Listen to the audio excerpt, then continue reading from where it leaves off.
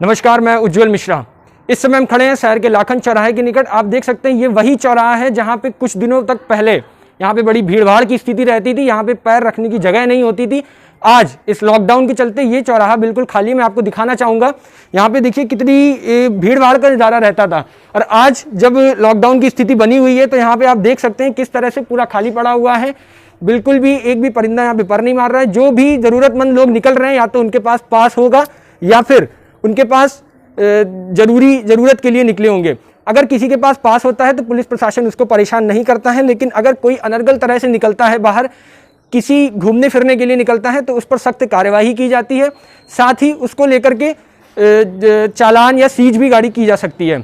उसके साथ ही मैं आपको बताना चाहूँगा, अगर हम प्रदेश स्तर की बात करें तो प्रदेश स्तर पे सीएम योगी आदित्यनाथ के सख्त एडवाइजरी जारी है प्रशासन को। किसी भी तरह से नियमों का उल्लंघन नहीं होना चाहिए और ये हम सभी लोगों की जिम्मेदारी भी है। हम सभी लोगों को एक साथ आना है।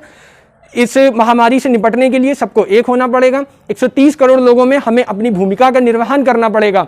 साथ ही जिस तरह से इस महामारी की स्थिति बनी हुई है, लोगों में काफ़ी संशय भी है, अफवाहों का दौर भी चल रहा है, तो हम यहाँ पे वो भी आपसे कहना चाहेंगे, किसी भी तरह की व्हाट्सएप यूनिवर्सिटी के माध्यम से ऐसी कोई भी अफवाह ना फैलाएं जो किसी के लिए नुकसानदायक साबित हो सके, जानलेवा साबित हो सके। साथ ही आपसे भी ये आह्वान हम करना चाहेंगे कि आपको किसी ज़रूरी काम के लिए बाहर निकलना है तो उसके लिए पहले आप कंट्रोल रूम से सहायता ले सकते हैं, पुलिस प्रशासन की मदद ले सकते हैं। उसके बाद अगर बहुत ही ज़रूरी, पहले तो प्रशासन ही आपकी मदद मुहैया करा देगा, उसके बाद अगर बहुत ही ज़रूरी होता है तो आप किसी भी बाहर जा करके पुलिस प्रशासन को अपनी समस्या से अवगत करा सकते हैं। साथ ही मैं आपको बताना चाहूँगा यहाँ पे कि जिस तरह से लोगों में एक बहुत ही भय फैला हुआ है, भय का माहौल भी है, तो ऐसे भय आपको पैनिक होने की ज़रूरत बिल्कुल भी नहीं है।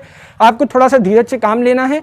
साथ ही आपको ये पता होना चाहिए कि आप इस बीमारी की अगर चपेट में आते हैं तो आप अकेले नहीं होंगे, आपके साथ आपके परिवार, आपके समाज को भी खतरा बढ़ सकता है। तो अपनी जिम्मेदारी का निर्वहन कीजिए। साथ ही मैं आपको यहाँ पे ये भी दिखाना चाहूँगा, यहाँ पे आपको जो वाहन दिख रहे होंगे, आते जाते पैदल लोग दिख रहे होंगे, ये किसी न किसी कारणवश या तो जरूरी काम से निकले हुए हैं या इनके पास है, प्रशासन की ओर से इन्हें पास जारी किए गए हैं।